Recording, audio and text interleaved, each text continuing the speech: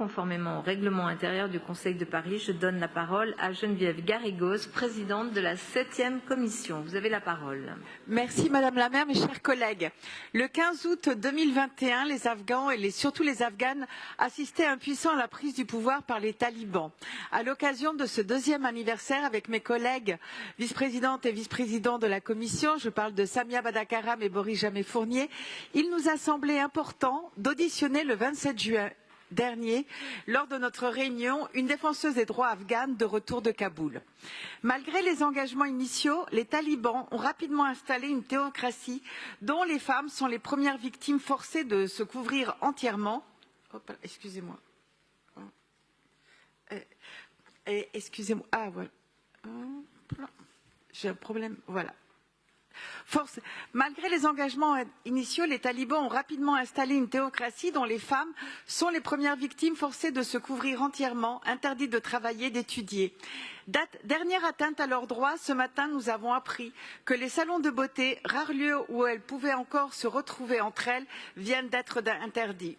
Ce drame annoncé a conduit dès la fin 2020, Hamida Aman, une entrepreneuse des médias afghanes, a fondé l'ONG Begoun Organisation for Women, qui, quelques mois avant le retour des talibans, lançait Radio Begum, une radio 100% féminine, diffusant 24 heures sur 24 sur la bande FM en Afghanistan.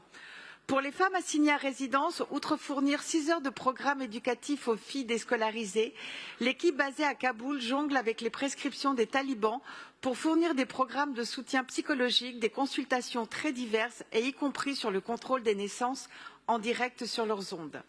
Un lien essentiel pour les millions de femmes, à l'exception des habitantes des vallées insérées entre les montagnes des contreforts de l'Himalaya. En effet, avec 12 stations, permettent de couvrir la moitié du territoire. Et si les activités de Radio Begum sont tolérées, chaque ouverture de station fait l'objet d'interminables négociations avec les talibans. Et Hamida Aman n'exclut pas une interdiction qui pourrait tomber à tout moment. Et c'est pour cela qu'elle prépare le lancement d'une chaîne qui diffusera par satellite depuis Paris grâce au soutien de la ville. Et nous pouvons être fiers de participer ainsi à l'éducation des filles en Afghanistan. Pour le reste de notre commission, comme il s'y était engagé, Pierre Rabadan nous a apporté des précisions sur la billetterie allouée à la ville de Paris et notamment la distribution de 50 000 billets gratuits pour les Jeux olympiques paralympiques aux Parisiennes et aux Parisiens. La ville a souhaité qu'ils bénéficient en priorité et en majorité à celles et ceux qui connaissent des difficultés sociales dans les quartiers politiques de la ville, aux clubs et associations qui constituent le mouvement sportif parisien, ainsi qu'aux acteurs des Jeux, c'est-à-dire toutes celles et ceux qui participent bénévolement au bon déroulement de l'événement. Nous connaissons également désormais le parcours du traditionnel et incontournable relais de la flamme qui débutera son épopée française à Marseille le 8 mai 2024 et, après avoir visité toutes les régions de France, arrivera à Paris le 14 juillet. Côté animation sportive de proximité, 6 baignades gratuites sont à nouveau mises à disposition des familles pour cet été et 430 stages sont proposés dans le cadre de Paris Sport Vacances avec plus de 11 000 places et 34 stages en format journée complète. Karim Ziadi, lui, nous a par ailleurs fait un point sur les commissions d'attribution des créneaux sportifs réunies dans chaque arrondissement. Je pense que nous allons avoir l'occasion d'en reparler. Des commissions, comme vous le savez, très attendues et suivies avec attention par les clubs. Toutes les associations seront informées des créneaux qui leur sont attribués d'ici la fin du mois de juillet.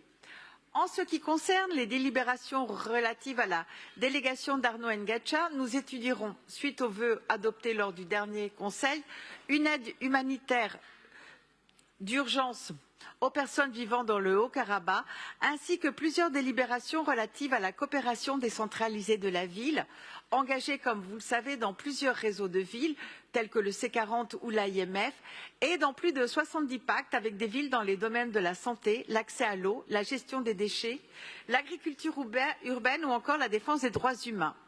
Pour finir, les dossiers relatifs à la vie associative et à la participation citoyenne portée par Anouche Toragnan, une dizaine de délibérations concernent des associations subventionnées par les mairies d'arrondissement dans le cadre du fonds d'animation locale.